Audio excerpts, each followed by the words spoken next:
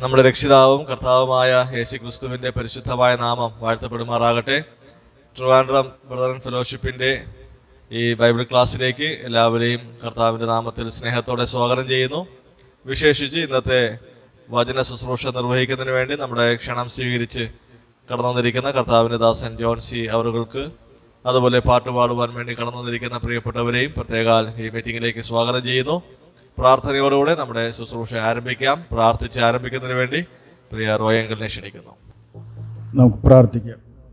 ദൈവമേ, ഞങ്ങളുടെ സ്വർഗീയ പിതാവേ, ഈ നല്ല നേരത്തിനായിട്ട് നന്ദിയോടെ സ്തോത്രം ചെയ്യുന്നു. ഞങ്ങളെ അതിശയമായ രീതിയിൽ, അത്ഭുതകരമായ രീതിയിൽ ദൈവമേ വഴി നടത്തിക്കൊണ്ടിരിക്കുന്ന കൃപയ്ക്കായിട്ട് നന്ദിയോടെ സ്തോത്രം ചെയ്യുന്നു. രാവിലെ വലിയവനായ ദൈവമേ, അങ്ങേ ആദരായത്തിന് ശേഷം വൈകുന്നേരം ഈ സമയത്ത് കർത്താവേ അങ്ങയുടെ വചനത്തിന് മുൻപായിരിക്കാൻ തക്കോണം ഞങ്ങളേവരെയും കൂട്ടിക്കൊണ്ടുവന്ന മഹാകൃപയ്ക്കായിട്ട് നന്ദിയോടെ സ്തോത്രം ചെയ്യുന്നു. ദൈവത്തിൻ്റെ സ്നേഹം ഓരോ നാളും മനസ്സിലാക്കുവാൻ, ദൈവത്തിൻ്റെ കരുതലുകളെ ഓരോ നാളും മനസ്സിലാക്കുവാൻ കർത്താവ് ഇടവരുത്തിക്കൊണ്ടിരിക്കിയാൽ നന്ദിയോടെ സ്തോത്രം ചെയ്യുന്നു. കർത്താവെ, ഈ ട്രിവാൻഡ്രത്തിൻ്റെ പട്ടണത്തിൽ കർത്താവെ ഇങ്ങനെ ഒരു കൂടിവരവ് ഞങ്ങൾക്ക് തന്നതിനായിട്ട് നന്ദിയോടെ സ്തോത്രം ചെയ്യുന്നു. ലോകജനം കർത്താവെ തങ്ങളുടെ ഇൻപങ്ങളിൽ കാര്യങ്ങൾ ചെയ്തുകൊണ്ടിരിക്കുമ്പോൾ ദൈവമക്കളായ ഞങ്ങൾ കർത്താവെ അങ്ങയുടെ സന്നിധിയിലിരുന്ന് കർത്താവെ മനോഹരമായ പാട്ടുകൾ കേൾക്കുവാനും അങ്ങയുടെ വചനത്തിന് മുൻപായിരിക്കാനും തക്കവണ്ണം ഇങ്ങനെ ഒരു അവസരം കൂടി തന്നതിനായിട്ട് അങ്ങയോട് സ്തോത്രം ചെയ്യുന്നു. കഴിഞ്ഞ ആഴ്ച കർത്താവെ ഇതുപോലെ ഞങ്ങൾക്ക് കൂടുവാൻ കർത്താവ് ഇവിടെ വരുത്തി, ഇന്നും കർത്താവെ സന്തോഷത്തോടെ അങ്ങയുടെ സന്നിധിയിൽ കടന്നു വരുവാൻ കർത്താവ് ഇവിടെ വരുത്തിയതിനായിട്ട് അങ്ങയുടെ സ്തോത്രം. 2-3 പേർ എൻ്റെ നാമത്തിൽ കൂടുന്നിടത്തൊക്കെയും അവരുടെ മധ്യേ ഉണ്ടെന്ന് പറഞ്ഞ് വലിയവനായ ദൈവമേ ഇന്ന് ഞങ്ങളുടെ കൂടെയുണ്ട്. അതിനായിട്ട് അങ്ങയുടെ സ്തോത്രം. കർത്താവെ, അങ്ങയുടെ വചനം സംസാരിക്കാൻ വേണ്ടി കടന്നു വന്നിരിക്കുക അങ്ങയുടെ ദാസൻ ജോൺ സി ദാസ് അവറിനെ കർത്താവെ തിരുക്കരങ്ങളിൽ തരുന്നു. കർത്താവെ, ഞങ്ങളുടെ ദാസനിൽ നിന്ന് അനുഗ്രഹിക്കപ്പെട്ട ചിന്തകൾ കേൾക്കുവാൻ കർത്താവെ ഞങ്ങളുടെ ആത്മീയ ജീവിതത്തിന് ഇത് അനുഗ്രഹമായിട്ട് തീരുവാൻ ഇടവരുത്തണമേ നിങ്ങൾ പ്രാർത്ഥിക്കുന്നു. മാത്രമല്ല, ഗാനങ്ങൾ പാടുന്ന പ്രിയപ്പെട്ടവരെ ഞങ്ങൾ ഓർത്ത് പ്രാർത്ഥിക്കുന്നു. അതെല്ലാം ദൈവനാമ മഹത്വത്തിനായിട്ട് തീരുവാൻ ഇടവരുത്തണമെന്ന് പ്രാർത്ഥിക്കുന്നു. ഞങ്ങൾ ഈ കൂടിയിരിക്കുന്ന കർത്താവെ ഹാളിന് ചുറ്റും ദൈവത്തിൻ്റെ കാവലും പരിപാലനവും ഇന്നും ആക്കി വെക്കണമെന്ന് പ്രാർത്ഥിക്കുന്നു. കൂട്ടിക്കൊണ്ടുവന്ന എല്ലാ പ്രിയപ്പെട്ടവർക്കായിട്ട് നന്ദിയുടെ സ്തോത്രം. ഞങ്ങളുടെ പ്രാർത്ഥന കേട്ടിരിക്കുന്ന നന്ദിയുടെ സ്തോത്രം എല്ലാം കർത്താവായ യേശുക്രിസ്തു മൂലം അപേക്ഷിക്കുന്നു. സ്വർഗീയ പിതാവേ, ആമേൻ.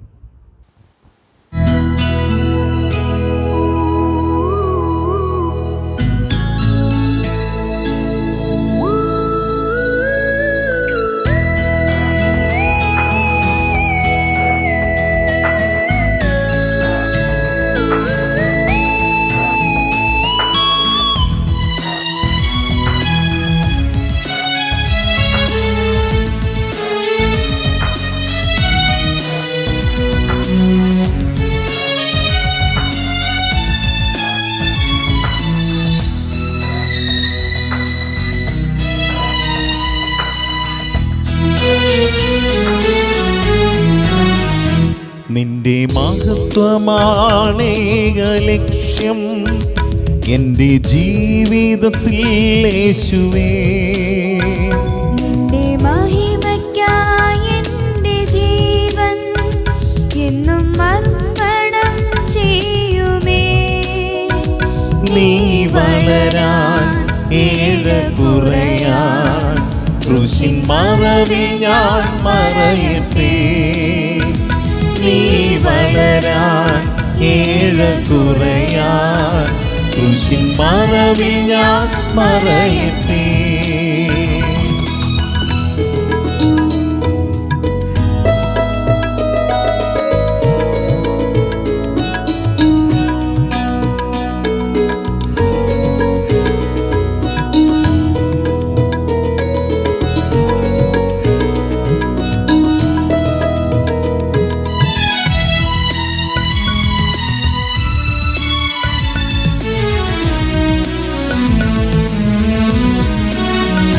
സ്വയം ഉയർത്താൻ പേരു വളർത്താൻ ജഡമേറെ ശ്രമിക്കുമ്പോൾ മണ്ണിൻ മാനം നേടുവാനായി മനമാകെ വെമ്പുമ്പോൾ കുരിശോളം താണദേവാ നിന്നെ മാത്രം ഞാൻ ധ്യാനിക്കും.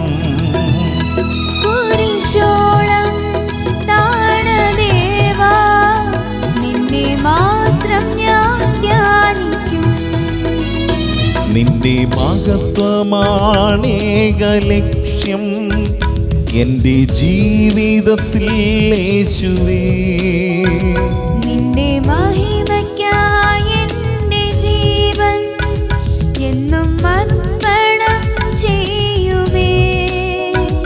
നീ വളരാൻ ഏഴ കുറയാൻ ക്രൂശിൻ മറവിൽ ഞാൻ മറയട്ടെ. നീ വളരാൻ ഏഴ കുറയാൻ ക്രൂശിൻ മറവിൽ ഞാൻ മറയട്ടെ.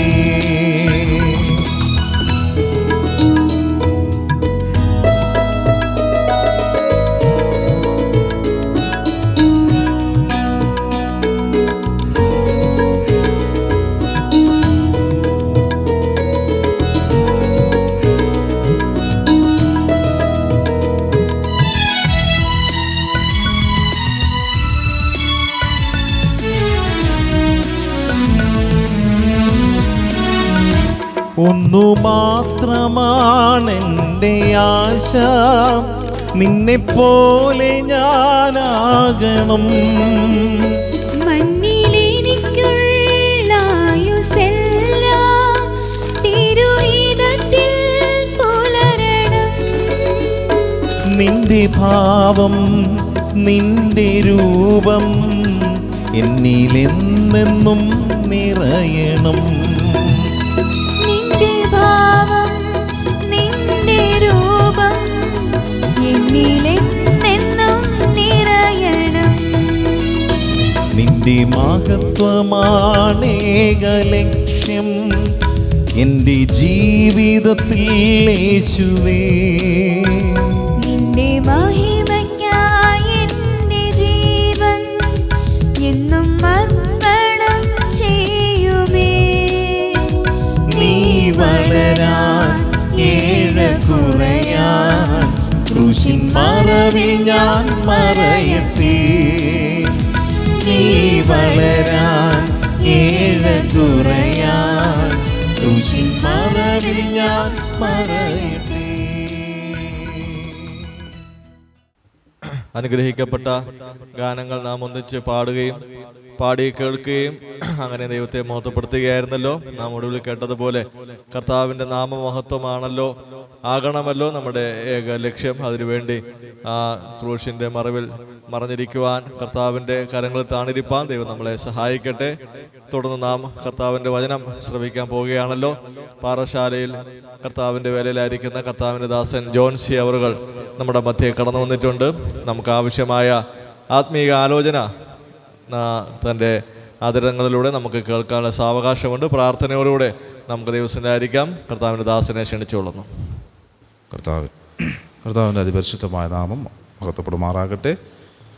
ഒരു പ്രാവശ്യം കൂടെ ട്രിവാൻഡ്രം ബ്രദറൻ ഫെലോഷിപ്പ് ക്രമീകരിച്ചിരിക്കുന്ന ഈ ശുശ്രൂഷയിൽ സംബന്ധിക്കുവാൻ ദൈവം എനിക്കും ഇടവരുത്തിയതോർത്ത് ഞാൻ ദൈവത്തെ സ്തുതിക്കുകയും മഹത്വപ്പെടുത്തുകയും ചെയ്യുന്നു. മനോഹരമായ ഗാനങ്ങൾ വളരെ മനോഹരമായി തന്നെ ആലപിച്ച് കേൾക്കുവാൻ ദൈവം നമ്മളെ ഇടയാക്കിക്കൊണ്ടിരിക്കുകയായിരുന്നല്ലോ. ദൈവം പ്രിയപ്പെട്ടവരെ ഇനിയും ധാരാളം കൃപ നൽകി സഹായിക്കട്ടെ. അടിയനെ ക്ഷണിച്ച പ്രിയപ്പെട്ടവരുള്ള നന്ദിയും ഞാൻ ഓർപ്പിക്കുന്നു. ദൈവം നമ്മളെ സഹായിക്കട്ടെ. കടന്നു വന്ന് സംബന്ധിച്ചുകൊണ്ടിരിക്കുന്ന എല്ലാവർക്കും യേശുക്രിസ്തുവിൻ്റെ നാമത്തിലുള്ള സന്ധ്യാവന്ദനങ്ങളെ അറിയിക്കുന്നു. ലഭിച്ചിരിക്കുന്ന സമയത്തിനുള്ളിൽ ചില ആത്മീക ആലോചനകൾ നിങ്ങളുമായി പങ്കുവയ്ക്കണം എന്ന് ഞാൻ ആഗ്രഹിക്കുന്നു. അതിനായി ശമൂവേലിൻ്റെ 1-ാം പുസ്തകത്തിലേക്ക് നിങ്ങളുടെ ശ്രദ്ധയെ ഞാൻ ക്ഷണിക്കുന്നു. ശമൂവേലിൻ്റെ 1-ാം പുസ്തകം, അതിൻ്റെ 2-ാം അധ്യായം 26-ാമത്തെ വാക്യം. 1 ശമൂവേൽ 2:26.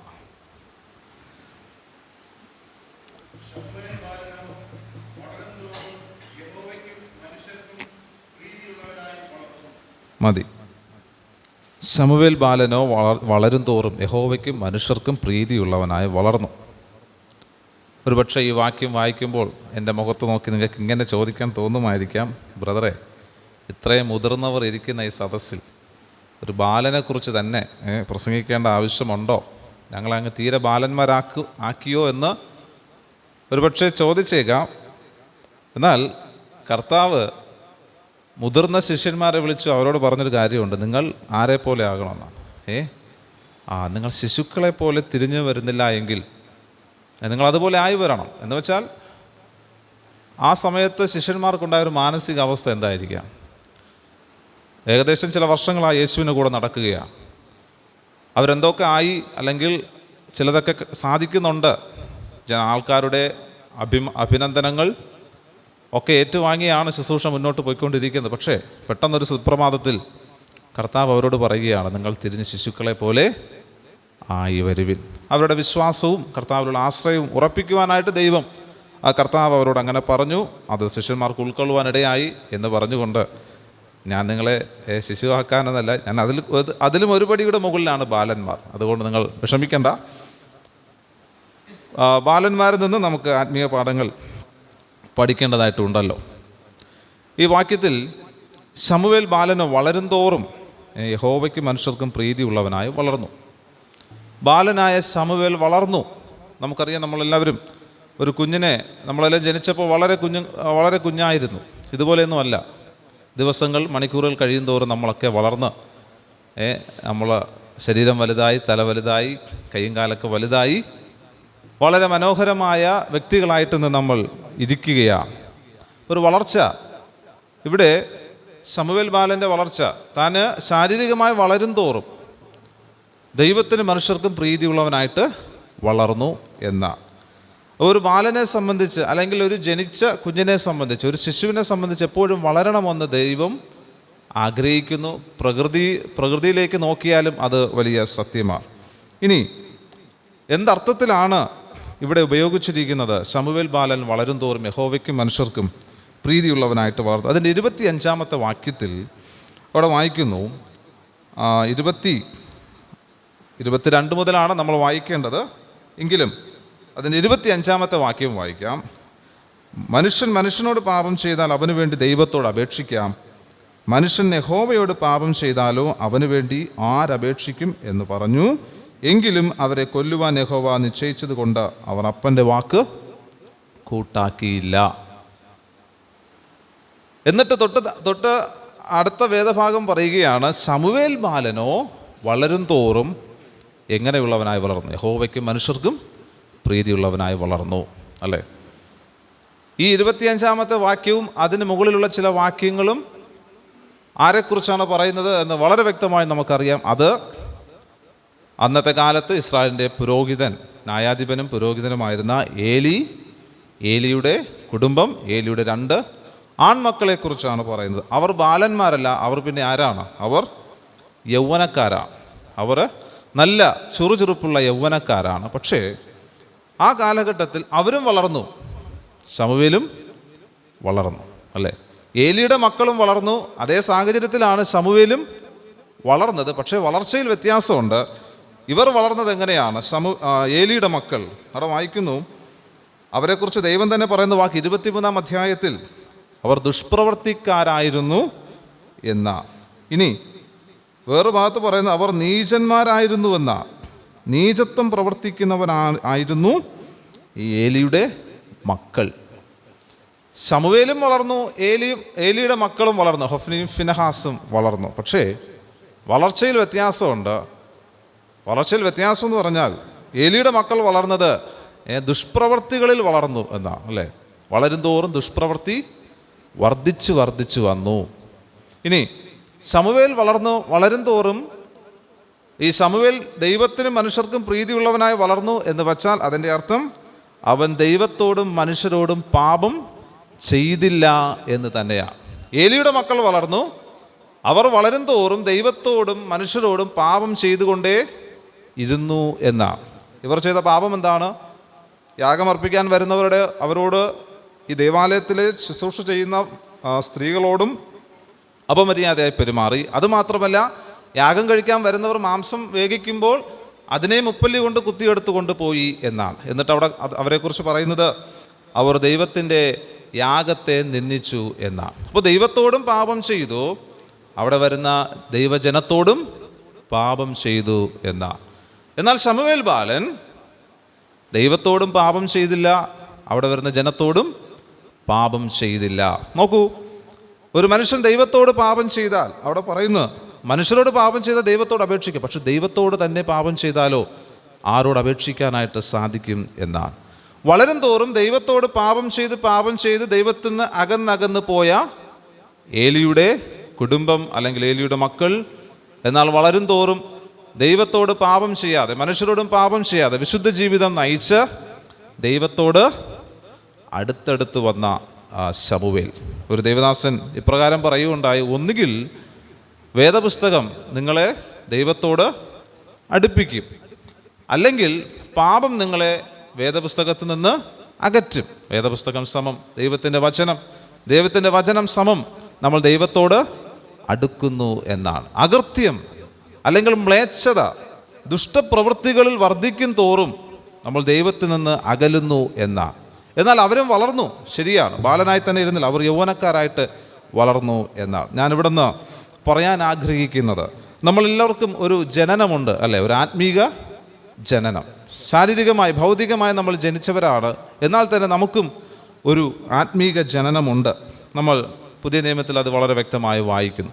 ഒരു ആത്മീകമായ ഒരു ജനിച്ച വ്യക്തിയെ സംബന്ധിച്ച് ആ വ്യക്തി അനുദിനം വളരണമെന്ന് ദൈവം നമ്മളെക്കുറിച്ച് ആഗ്രഹിക്കുന്നു.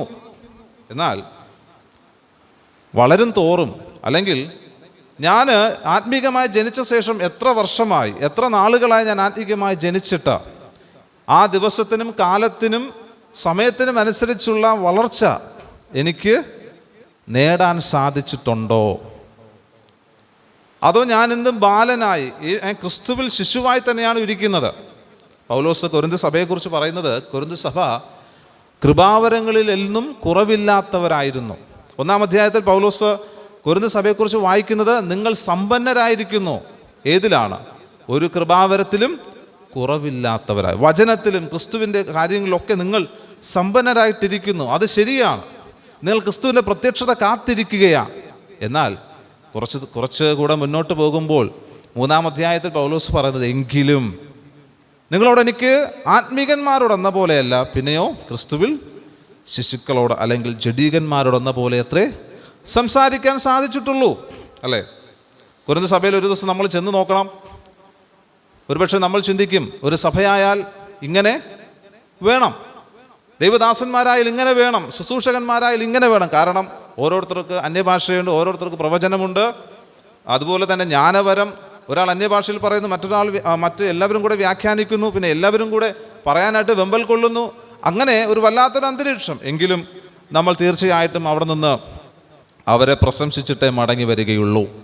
എനിക്കും അങ്ങനെ ആകണം എന്ന് മാത്രമേ അവിടെ പോകുന്നവർ ചിന്തിക്കുകയുള്ളൂ. പക്ഷേ പൗലോസ്, ക്രിസ്തുവിൻ്റെ വെളിപ്പാട് ലഭിച്ച മനുഷ്യൻ, അവരെ ഓർത്ത് പറയുകയാണ്, നിങ്ങളിൽ ഇന്നും പിണക്കവും ഈർഷ്യയും ഒക്കെ ഇരിക്കുന്നത് കൊണ്ട് നിങ്ങളിന്നും ക്രിസ്തുവിൽ ശിശുക്കളായിരിക്കുന്നു എന്നാണ്. എബ്രാലേഖന കർത്താവ് അവരോട് പറയുന്ന മറ്റൊരു കാര്യമുണ്ട്. കാലം നോക്കിയാൽ നിങ്ങൾ ഉപദേഷ്ടാക്കന്മാരാകേണ്ട സമയം അതിക്രമിച്ചിരിക്കുകയാണ് അല്ലേ. എന്നാൽ ഇപ്പോഴും നിങ്ങൾക്ക് കട്ടിയായിട്ടുള്ള ആഹാരം, സത്യം ഗ്രഹിക്കുവാൻ നിങ്ങൾക്ക് ഇപ്പോഴും സാധിക്കുന്നില്ല.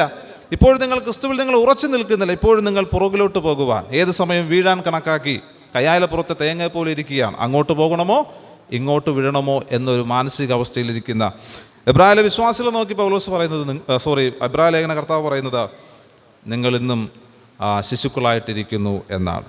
ഞാൻ ഓർപ്പിക്കട്ടെ പ്രിയമുള്ളവരെ, കർത്താവിൻ്റെ മക്കളായി ജനിച്ച നമുക്ക് വളർച്ച ദൈവം ആഗ്രഹിക്കുന്നു. നമ്മളും ആ വളർച്ച ആഗ്രഹിക്കുന്നുണ്ടോ? ഈ ഏലിയുടെ കുടുംബം, ഏലിയുടെ മക്കൾ, അവരും ആത്മീകരായിരുന്നു. ദൈവം വിളിച്ച് വേർതിരിച്ചവരാണ്. ദൈവം ആക്കി വെച്ച ശുശ്രൂഷകനാണ് ഏലി. അതുപോലെ തന്നെ തൻ്റെ മക്കളും ദൈവത്താൽ നിയോഗിക്കപ്പെട്ടവരാണ്, യാതൊരു സംശയമില്ല. എന്നാൽ ശമൂവേലിനെ ദൈവം അവിടെ ആക്കി എന്നാണ്. ഇവർ രണ്ടുപേരും വളർന്നു.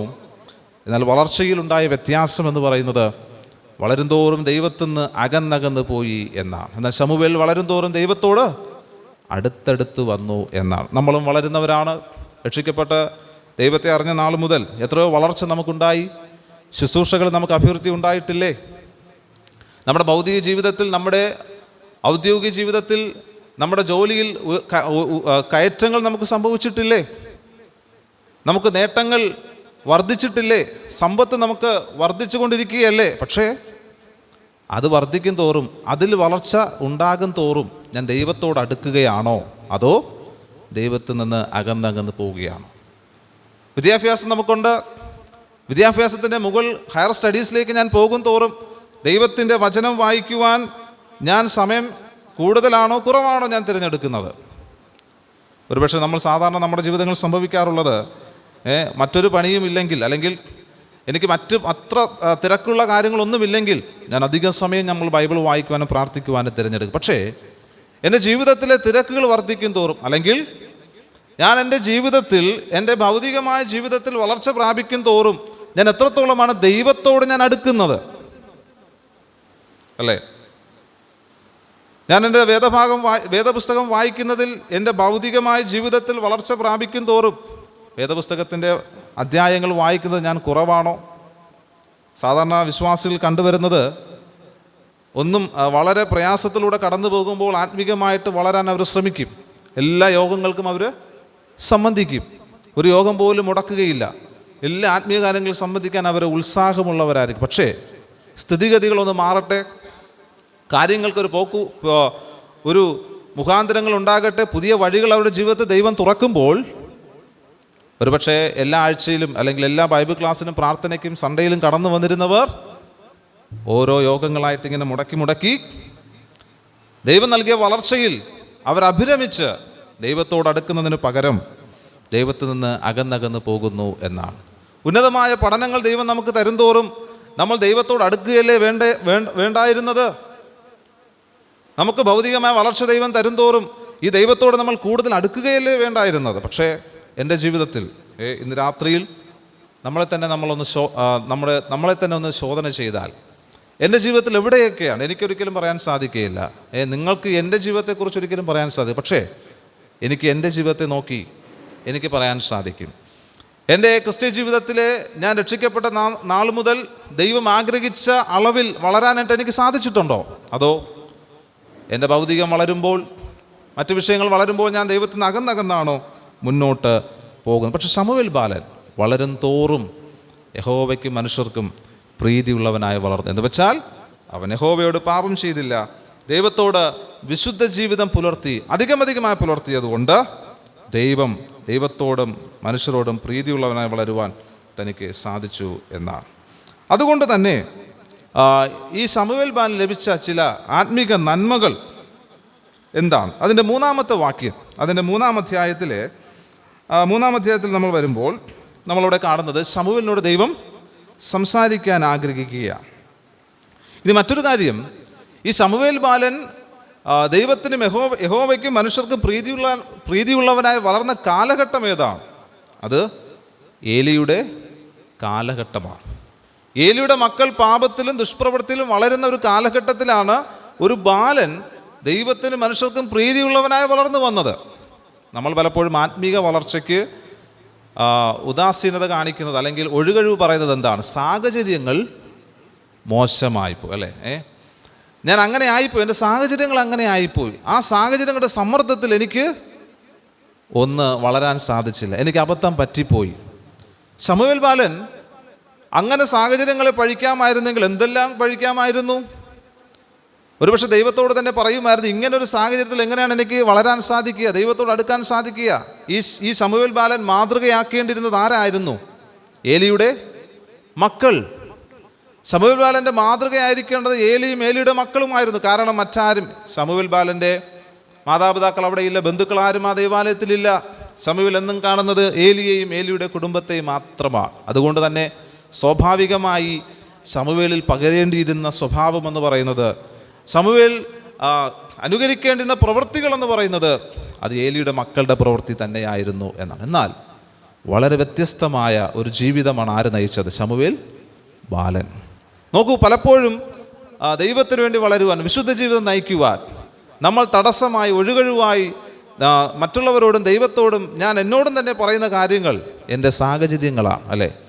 ഞാൻ അവിടെ അല്ലായിരുന്നുവെങ്കിൽ കുറച്ചുകൂടെ ഞാൻ ദൈവത്തിന് പ്രയോജനപ്പെടുമായിരുന്നു. ഇങ്ങനെ ഒരു സാഹചര്യത്തിൽ അല്ലായിരുന്നുവെങ്കിൽ ഒരുപക്ഷെ എനിക്ക് ദൈവത്തെ കൂടുതൽ അറിയാമായിരുന്നു. ഞാനിങ്ങനെ പാപത്തിൽ വീഴാൻ കാരണം, ദൈവത്തിൽ നിന്ന് അകന്നു പോകാൻ കാരണം, അല്ലെങ്കിൽ അശുദ്ധമായ ജീവിതം നയിക്കാൻ കാരണം എൻ്റെ സാഹചര്യമായിപ്പോയി എന്നാണ്. ദൈവം ഏദൻ തോട്ടത്തിൽ ഹവയോട് ചോദിക്കുന്ന ചോദ്യമുണ്ട്. ആദമിനോടാണ് ആദ്യം ചോദിച്ചത്, നീ എന്തിനാണ് ഈ പഴം, ഞാൻ തിന്നരുതെന്ന് പറഞ്ഞ പഴം നീ പറിച്ച് കഴിച്ചുവോ? അപ്പോൾ ആദം പറഞ്ഞാണ്, നീ എനിക്ക് തന്ന സ്ത്രീ, കൂടെ ഇരിപ്പാൻ തന്ന സ്ത്രീ അത് എനിക്ക് പറിച്ചു തന്നു. സ്ത്രീയോട് ചോദിച്ചപ്പോൾ സ്ത്രീ പറയുകയാണ്, പാമ്പ് എന്നെ ചതിച്ചു എന്നാണ്, അല്ലേ? എന്നിട്ട് ദൈവം ഭൂമിയെ ശപിച്ചു. അതിനുശേഷം മനുഷ്യൻ്റെ മേലുള്ള ആ ശിക്ഷാവിധികൾ പറയുമ്പോൾ ദൈവം പറയുന്നൊരു കാര്യമുണ്ട്, നീ ഈ പഴം പറിച്ച് തിന്നരുതെന്ന് കൽപ്പിച്ച പഴം പറിച്ച് തിന്നത് കൊണ്ട് നിനക്കിന്ന കാര്യങ്ങൾ സംഭവിക്കും എന്നാണ്. ഒരിക്കലും ദൈവം അവിടെ പറഞ്ഞില്ല, അയ്യോ നീ അറിയാതെ ചതിക്കപ്പെട്ട് പോയതാണ്, നീ ചതിക്കപ്പെട്ട് പോയത് കൊണ്ട്, അല്ലെങ്കിൽ പിശാച് നിന്നെ ചതിച്ചത് കൊണ്ട് നിനക്കിന്നതൊക്കെ ഭവിക്കും. അങ്ങനെയല്ല ദൈവം പറഞ്ഞത്, നീ ഇത് പറിച്ച് കഴിച്ചത് കൊണ്ട് എന്നാണ്. സാഹചര്യം നമുക്കറിയാം, പിശാച് ചതിച്ചതാണ്. സാഹചര്യം നമുക്കറിയാം, ചതിക്കപ്പെട്ട് പോയതാണ്, അറിവുകേട് സംഭവിച്ചതാണ്, അറിവില്ലായ്മ സംഭവിച്ചതാണ്, ഒരു നോട്ടപ്പിശകാണ് എന്നൊക്കെ നമുക്ക് പറയാം, നമുക്ക് ഒഴുകഴിവിൽ പറയാം. പക്ഷേ ദൈവം പറഞ്ഞത്, നീ ഇത് പറിച്ച് കഴിച്ചത് കൊണ്ട്. പൂർണ്ണ ഉത്തരവാദിത്വം ദൈവം ആദമിൻ്റെ ഹവ്വയുടെ മേൽ ഇട്ട് കൊടുക്കുകയാണ്. നിങ്ങളാണ് തെറ്റുക, നീയാണിത് ചെയ്തത്, ഞാനൊരിക്കലും പാമ്പിനെ പഴിക്കുകയില്ല. പാമ്പിന് ദൈവം ശിക്ഷ കൊടുത്തു, പക്ഷേ പൂർണ്ണ ഉത്തരവാദിത്വം ദൈവം അവരുടെ തലയിൽ വെക്കുകയാണ് എന്നാണ്. അതുകൊണ്ട് ഒരുപക്ഷെ ശമൂവേൽ ബാലൻ അവനും ദുഷ്പ്രവൃത്തിക്കാരനും നീചനുമായി ജീവിച്ചിരുന്നുവെങ്കിൽ ഈ ശമൂവേലിനോട് ദൈവം ചോദിക്കുമായിരുന്നു, നീ എന്തുകൊണ്ട് ഈ പാത പിൻപറ്റി? ഒരു ഒഴുകഴിവും പറയുവാൻ ശമൂവേലിന് സാധിക്കുകയില്ലായിരുന്നു. ഒരുപാട് ഒഴുകഴിവ് പറയാൻ സാധിക്കുമായിരുന്നു. ഞാൻ വളർന്നു വരുന്ന സാഹചര്യം ഇതാണ്, ഞാൻ എന്നും കാണുന്നത് ഇവരെയാണ്, മോഹമുണ്ടായി, ഞാൻ അറിയാതെ അങ്ങ് അനുകരിച്ചു പോയി, അവരും ഇങ്ങനെയായിരുന്നു, അതുകൊണ്ട് ഞാനും ഇങ്ങനെ ജീവിക്കാമെന്ന് തീരുമാനിച്ചു. പ്രിയമുള്ളവരെ, സാഹചര്യങ്ങൾ എന്ത് തന്നെ ആകട്ടെ, പലപ്പോഴും നമ്മൾ സാഹചര്യങ്ങളെ കുറ്റം പറയുമ്പോൾ എൻ്റെ മനസ്സിൽ വരുന്നത് ഇങ്ങനെയാണ്, ഈ ഇന്ത്യ രാജ്യത്ത് അല്ലെങ്കിൽ ഈ ഭൂഖണ്ഡങ്ങളിൽ, ഏത് ഭൂഖണ്ഡങ്ങളിലാണ് ദൈവമക്കൾക്ക് ജീവിക്കാൻ അനുയോജ്യമായൊരു സംവിധാനമുള്ളത്? ഒരു ഭൂഖണ്ഡത്തിലുമില്ല. മരുഭൂമിയിൽ പോയ കർത്താവിനെ പോലും പിശാച് പരീക്ഷിച്ചു എന്നാണ്, അല്ലേ? ഏദൻ തോട്ടത്തിൽ പോലും പിശാച് കയറി ഈ പ്രിയപ്പെട്ടവരെ പരീക്ഷിച്ചു എന്നാണ്. അങ്ങനെയാണെങ്കിൽ സാഹചര്യങ്ങൾ നമുക്ക് എതിരാണ്. കർത്താവ് തൻ്റെ ശിഷ്യന്മാരെക്കുറിച്ച് പ്രാർത്ഥിക്കുമ്പോൾ ഇങ്ങനെ പറയുകയാണ്, നീ അവരെ ഈ ലോകത്തിൽ നിന്ന് എടുക്കണമെന്നല്ല, പക്ഷേ ഞാൻ അവരെ ലോകത്തിലാക്കിയിട്ട് പോകുന്നു, അവരെ ദുഷ്ടങ്ങളിൽ നിന്ന് കാക്കണം എന്നൊരൊറ്റ പ്രാർത്ഥനയെ എനിക്കുള്ളൂ, ഒരൊറ്റ അപേക്ഷയെ എനിക്കുള്ളൂ എന്ന് കർത്താവ് തൻ്റെ പിതാവിനോട് പറയുകയാണ്. അതുകൊണ്ട് പ്രിയമുള്ളവരെ, ഇന്ന് രാത്രിയിൽ എന്നെ ശ്രദ്ധിക്കുന്ന പ്രിയപ്പെട്ടവരെ, ജീവിതത്തിൽ വരുന്ന പാകപ്പിഴവുകൾക്കോ അശുദ്ധിക്കോ അല്ലെങ്കിൽ എന്തെങ്കിലും ദുഷ്ടപ്രവൃത്തികൾ എൻ്റെ ജീവിതത്തിൽ സംഭവിച്ചിട്ടുണ്ടെങ്കിൽ സാഹചര്യങ്ങളെ ദൈവം കണക്കാക്കുന്നില്ല. അതിനെന്നെ പ്രേരിപ്പിച്ച വ്യക്തികളെയും ദൈവം ശിക്ഷിക്കുകയില്ല, അവരെ ദൈവം ശിക്ഷിച്ചോട്ടെ. പക്ഷേ അതൊന്നും എൻ്റെ ശിക്ഷയെ കുറയ്ക്കാൻ, എൻ്റെ നന്മയെ കുറയ്ക്കാൻ ദൈവം അതൊന്നും കാരണമാക്കുന്നില്ല. പൂർണ്ണ ഉത്തരവാദിത്വം നമ്മൾ എടുത്തേ മതിയാകത്തുള്ളൂ.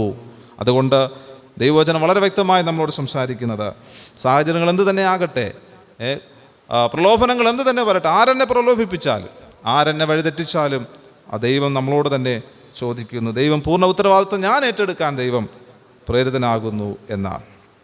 അപ്പോൾ അതാണ് ആ ഒരു കാലഘട്ടത്തിലാണ് ഈ ശമൂവേൽ യഹോവയ്ക്ക് പ്രസാദമുള്ളവനായി ജീവിച്ചു എന്നാണ്. 3-ാം അധ്യായത്തിൽ അങ്ങനെ ജീവിച്ച ശമൂവേലിനോട് ദൈവം സംസാരിക്കുകയാണ്. അതുവരെ എന്തില്ലായിരുന്നു? ദർശനം ഏറെയില്ലായിരുന്നു. പിന്നെ വേറെ എന്തില്ലായിരുന്നു? വചനം ദുർലഭമായിരുന്നു. നോക്കൂ, ദൈവവചനം, ദൈവത്തിൽ നിന്ന് ദർശനങ്ങൾ ലഭിച്ച്, വചനം ലഭിച്ച് ജനത്തിന് പകർന്നു കൊടുക്കേണ്ട ഈ പുരോഹിത കുടുംബം എന്ത് സംഭവിച്ചു? അതിൽ പരാജയപ്പെട്ടു എന്നാണ്. ഞാൻ അവരെ ഇങ്ങനെ ഒരു ഉദാഹരണം പറഞ്ഞ് അതിനോട് സാമ്യപ്പെടുത്താൻ ആഗ്രഹിക്കുകയാണ്. ചില വാർത്തകൾ ഇങ്ങനെ വരാറുണ്ട്, ഓടിക്കൊണ്ടിരുന്ന ട്രെയിനിൻ്റെ ബോഗി വേർപെട്ടു പോയി എന്ന് നമ്മൾ കേൾക്കാറുണ്ട്, അല്ലേ? ഓടിക്കൊണ്ടിരിക്കുന്ന ട്രെയിനിൻ്റെ എൻജിൻ വേർപെട്ടു പോയി, എൻജിൻ കിലോമീറ്റർ കണക്കിന് ഓടിപ്പോയി, ബോഗി എന്ത് ചെയ്തു? ആ പാളത്തിൽ തന്നെ അങ്ങനെ കിടപ്പുണ്ട്. ആ ഒരു അവസ്ഥയിലാണ് ഇപ്പോൾ ഏലിയും കുടുംബവും അതുപോലെ ഈ ഇസ്രായേൽ ജനവും. ഈ ജനത്തിന് ശക്തി കൊടുക്കേണ്ട, ഇവരെ നയിക്കേണ്ട, ഇവരെ നേരായ പാതയിൽ നടത്തിക്കൊണ്ട് പോകേണ്ട ഏലിയും കുടുംബവും, ഇവരുടെ പവർ ഹൗസ് ആയിരിക്കേണ്ട, ഇവരുടെ ഗൈഡായിരിക്കേണ്ട ഏലിയും കുടുംബത്തിനും ദൈവത്തിൽ നിന്നുള്ള ആ ബന്ധം വിച്ഛേദിക്കപ്പെട്ടിരിക്കുകയാണ്. ഒരു ചത്ത അവസ്ഥയിലൂടെ ഈ സമൂഹം ഇപ്പോൾ മുന്നോട്ട് പോവുകയാണ്. ഒരു സ്പിരിച്വൽ ഡാർക്ക്നെസ്, ഒരു ഡാർക്ക് ഏജ് എന്ന് വേണമെങ്കിൽ ഈ കാലഘട്ടത്തെ പറയാം. ഉത്തരവാദികൾ ആരാണ് ഉത്തരവാദികൾ? ജനത്തോട് ദൈവം ചോദിക്കുകയില്ല, ഏലിയോടും കുടുംബത്തോടും. ഇവരായിരുന്നു അവരെ നയിക്കേണ്ടിയിരുന്നത്. പക്ഷേ ഇവർക്ക് തന്നെ ദൈവത്തോടുള്ള ബന്ധം നഷ്ടപ്പെട്ടു പോയി. അതുകൊണ്ട് തന്നെ ദൈവം അവരോട് തന്നെ അതുകൊണ്ട് തന്നെ ദൈവം അവരോട് സംസാരിച്ചില്ല എന്നാണ് 3-ാം അധ്യായത്തിൽ നമ്മൾ കാണുന്നത്.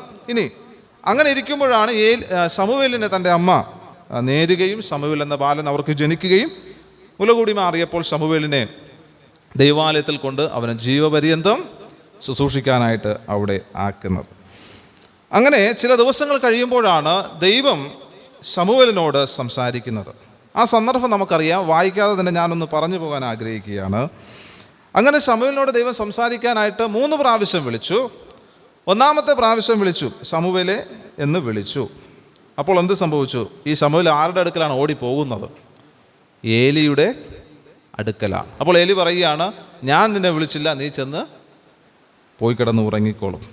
2-മതും അതേ ശബ്ദം ശമൂവേലിൻ്റെ കാതിൽ മുഴങ്ങിയപ്പോൾ ശമൂവേൽ വീണ്ടും ഏലിയുടെ അടുക്കലാണ് പോകുന്നത്. അപ്പോൾ വീണ്ടും ഏലി പറഞ്ഞു, ഞാൻ നിന്നെ വിളിച്ചില്ല, നീ പോയി കിടന്ന് ഉറങ്ങിക്കൊള്ളുക. 3-മത് വിളിച്ചപ്പോൾ ഏലി പറഞ്ഞു, ഇനി വിളിക്കുന്നുവെങ്കിൽ അടിയനോട് അരുളി ചെയ്യണമേ എന്ന് പറയുക. ഒരുപക്ഷെ ദൈവമായിരിക്കാം നിന്നോട് സംസാരിക്കാൻ ആഗ്രഹിക്കുന്നത്. ഞാനിവിടെ നിന്ന് നമ്മുടെ ആത്മീയ പ്രചോദനത്തിന് ഞാൻ പറയാൻ ആഗ്രഹിക്കുന്നത്, ദൈവമാണ് ശമൂവേലിനെ വിളിച്ചു എങ്കിലും ആര് വിളിക്കുന്നതായിട്ടാണ് ശമൂവേൽ കേട്ടത്? ഏലി വിളിക്കുന്നതായിട്ടാണ് ശമൂവേൽ കേട്ടത്. ഏലിയുടെ ശബ്ദമാണ് ശമൂവേലിൻ്റെ കാതുകളിൽ മുഴങ്ങിയത്. മറ്റാരുടെ ശബ്ദമായിട്ട് തോന്നിയില്ല. ഒരുപക്ഷെ ഏലി ആയിരിക്കാം എന്നെ വിളിച്ചത്. ഏലിയുടെ അതേ ശബ്ദം, അതേ ടോണാണ് ഈ ശമൂവേലിൻ്റെ കാതുകളിൽ മുഴങ്ങിയത്. സാധാരണ ദൈവം നമ്മളോട് സംസാരിക്കണമെന്ന് നമ്മൾ ആഗ്രഹിക്കുന്നവരാണ്. ദൈവം നമ്മളോട് സംസാരിക്കുന്നതിനെക്കുറിച്ച് പലവിധമായ ഇമാജിനേഷൻസ് നമുക്കുണ്ട്. നമ്മളിങ്ങനെ നടന്നു പോകുമ്പോൾ സ്വർഗത്തുനിന്ന് ഒരു അശരീരി നമുക്ക് കേൾക്കണം. ഞാൻ ഉറങ്ങിക്കിടക്കുമ്പോൾ വലിയ വെളിച്ചം എൻ്റെ ദേഹത്ത് വീശണം. ഒരു 12 മണിയൊക്കെ ആകുമ്പോൾ ദൈവം വലിയ വെളിച്ചത്തിൽ വന്ന് എന്നോട് ഒരു അശരീരിയിലൂടെ സംസാരിക്കണം എന്നൊക്കെയാണ് ദൈവം നമ്മളെക്കുറിച്ച്, നമുക്ക് ദൈവത്തിൻ്റെ സംസാരത്തെക്കുറിച്ച് നമ്മൾ ചിന്തിച്ചു വച്ചിരിക്കുന്ന പല വീക്ഷണങ്ങൾ. അന്ന് കാലങ്ങളിൽ ദൈവം ദർശനങ്ങളിലൂടെയൊക്കെ സംസാരിച്ചു, ശരിയാണ്. പക്ഷേ എന്നാൽ ദൈവത്തിൻ്റെ ശബ്ദം എങ്ങനെയുള്ള ശബ്ദമായിരുന്നു? അത് മനുഷ്യൻ്റെ ശബ്ദമായിരുന്നു. അത് ഏലിയുടെ അതേ ശബ്ദമായിരുന്നു. ഏലിയുടെ അതേ ടോൺ, അതേ വോയിസ് ആയിരുന്നു ദൈവം ശമൂവേലിനോട് ഇടപെടാനായിട്ട് ഉപയോഗിച്ച ശബ്ദം എന്ന് പറയുന്നത്. ഞാൻ അവിടെ നിന്ന് പറയാൻ ആഗ്രഹിക്കുന്നത്, പലപ്പോഴും നമ്മൾ ദൈവമേ എന്നോട് സംസാരിക്കണമേ, ദൈവം എത്ര നാളായി എന്നോട് സംസാരിച്ചു എന്നൊക്കെ നിരാശപ്പെട്ടിരിക്കുന്നവരായിരിക്കാം. കാരണം നമ്മൾ പ്രതീക്ഷിക്കുന്നത്, ഞാൻ ഉറങ്ങിക്കിടക്കുമ്പോൾ, ഞാൻ യാത്ര ചെയ്യുമ്പോൾ, ഞാൻ ഏകാന്തതയിൽ ഇരിക്കുമ്പോൾ ഒരു അശരീരി ഞാൻ കേൾക്കണം, അതാണ് ദൈവശബ്ദം എന്ന് തെറ്റിദ്ധരിച്ച് നമ്മൾ പലപ്പോഴും ക്രിസ്ത്യ ജീവിതം നയിക്കുകയാണ്. പക്ഷേ ദൈവം നമ്മളോട് സംസാരിക്കുന്നത് എങ്ങനെയാണ്? ദൈവം നമ്മളോട് ഈ കാലഘട്ടത്തിൽ സംസാരിക്കുന്നത് അശരീരികളിലൂടെയോ വെളിച്ചങ്ങളിലൂടെയോ ഒന്നുമല്ല. ദൈവം നമ്മളോട് സംസാരിക്കുന്നത് ശമൂവേലിനോട് സംസാരിച്ച അതേ ശബ്ദം മനുഷ്യ ശബ്ദത്തിൽ തന്നെയാണ് എന്നാണ്. എന്ന് വെച്ചാൽ ഈ പുൽപ്പുറ്റിൽ നിന്ന് പ്രസംഗിക്കപ്പെടുന്ന, ഉയർന്നു കേൾക്കുന്ന എല്ലാ ശബ്ദവും അത് ദൈവത്തിൻ്റെ ശബ്ദം തന്നെയാണ്. നമ്മളോട് ദൈവം സംസാരിക്കാൻ ഉപയോഗിക്കുന്നത് മാനുഷിക ഉപകരണങ്ങളെ തന്നെയാണ്. മാനുഷികമായി ആത്മീകമായി ജീവിക്കുന്ന ആത്മീകരെ തന്നെയാണ് ദൈവം നമ്മളോട് സംസാരിക്കാനായിട്ട് ഉപയോഗിക്കുന്നത്. അതുകൊണ്ട് തന്നെ ഈ ശബ്ദത്തെ, ഏതൊരു വചന ശുശ്രൂഷയും അത് ദൈവം എന്നോട് സംസാരിക്കുന്നതാണ് എന്നുള്ള വലിയ ബോധ്യം നമുക്ക് വേണം, അല്ലേ? ഈ ശുശ്രൂഷകളെ നമ്മൾ അവഗണിച്ച്, അത് നമ്മുടെ സഭയിലാകട്ടെ, നമ്മുടെ കുടുംബത്തിലാകട്ടെ, മാതാപിതാക്കൾ നമ്മളോട് സംസാരിക്കുമ്പോൾ, അല്ലെങ്കിൽ ആത്മീയ നേതൃത്വം നമ്മളോട് സംസാരിക്കുമ്പോൾ അത് ദൈവത്തിൻ്റെ ശബ്ദമായി, ദൈവത്തിന് എന്നോടുള്ള ആലോചനയായി നമ്മളതിനെ സ്വീകരിക്കണം. നമ്മൾ പലപ്പോഴും അതിനെ തട്ടിക്കളഞ്ഞ് ദൈവം എന്നെ മറ്റു മാർഗങ്ങളിലൂടെ സംസാരിക്കട്ടെ എന്ന് നമ്മൾ പ്രതീക്ഷിക്കുകയാണ്. ഒരിക്കൽ ഒരു മനുഷ്യൻ, ഒരു ആത്മീകനായ മനുഷ്യൻ തൻ്റെ സ്ഥലത്ത് വെള്ളപ്പൊക്കമുണ്ടായി എന്നാണ്. വെള്ളപ്പൊക്കമുണ്ടായപ്പോൾ ഇദ്ദേഹം ദൈവത്തോട് പ്രാർത്ഥിക്കുന്നു. ആദ്യത്തെ താഴത്തെ നിലയിൽ വെള്ളം പൊങ്ങി. അപ്പോൾ അദ്ദേഹം എന്ത് ചെയ്തു? അപ്പോഴേ പ്രാർത്ഥിക്കാൻ തുടങ്ങി, ദൈവമേ വെള്ളപ്പൊക്കം നിർത്തണമേ എന്ന് പ്രാർത്ഥിക്കാൻ തുടങ്ങി. താഴത്തെ നിലയിൽ വെള്ളം പൊങ്ങിയപ്പോൾ ഇദ്ദേഹം 2-ാമത്തെ നിലയിൽ കയറിയപ്പോൾ വെള്ളം വീണ്ടും പൊങ്ങുകയാണ്. അപ്പോൾ ഇദ്ദേഹം വീണ്ടും അവിടെ നിന്ന് ദൈവമേ എന്നെ രക്ഷിക്കണമേ രക്ഷിക്കണമേ എന്ന് നിലവിളിച്ച് പ്രാർത്ഥിക്കുകയാണ്. വെള്ളം ഇങ്ങനെ പൊങ്ങി പൊങ്ങി വരികയാണ്. ആ സമയത്താണ് ഒരു വള്ളം, അന്നത്തെ അവിടുത്തെ പഞ്ചായത്തുകാരയച്ച ഒരു വള്ളം അതിലേ വന്നു. അപ്പോൾ വള്ളക്കാർ പറഞ്ഞു, വേഗം വേഗം കയറിക്കോ, ഒന്നും എടുക്കാൻ നിൽക്കണ്ട, വേഗം കയറിക്കോ, ഇത് പഞ്ചായത്ത് അയച്ചതാണ്, ഇവിടുത്തെ ആൾക്കാർ അയച്ചതാണ്, വേഗം കയറി രക്ഷപ്പെട്ടോളൂ. അപ്പോൾ ഇദ്ദേഹം പറഞ്ഞു, വേണ്ട, ഞാൻ ദൈവത്തോട് പ്രാർത്ഥിച്ചുകൊണ്ടിരിക്കുകയാണ്, ദൈവം എന്നെ രക്ഷിക്കും. രണ്ടാമതും ഈ വള്ളം കുറച്ച് സമയം കൂടെ കഴിഞ്ഞ് വെള്ളം പൊങ്ങുന്നു. രണ്ടാമത് ഈ വള്ളം അവിടെ ഇവിടെയൊക്കെ കറങ്ങി ചിലരെടുത്തിട്ട് ഇതുവഴി തന്നെ വന്നു. അപ്പോഴും അവർ പറഞ്ഞു, നീ വേഗം ഇതിൽ കയറി രക്ഷപ്പെട്ടോളൂ, വെയിറ്റ് ചെയ്യണ്ട, ഇതിൽ കയറി രക്ഷപ്പെട്ടോളൂ എന്ന് പറഞ്ഞു. ഇതൊരു ഇമാജിനേഷനാണ്. അതിനുശേഷം കുറച്ച് സമയം കഴിഞ്ഞപ്പോൾ വെള്ളം പൊങ്ങി, ഇദ്ദേഹത്തിന് കയറാൻ പിന്നെ നിലകളില്ല. ഇദ്ദേഹം ആ വെള്ളത്തിൽ മുങ്ങി മരിച്ചു. എന്നിട്ട് ഇദ്ദേഹം വിശ്വാസി ആയതുകൊണ്ട് തന്നെ ദൈവത്തിൻ്റെ സന്നിധിയിലേക്ക് ചെന്നു എന്നാണ്.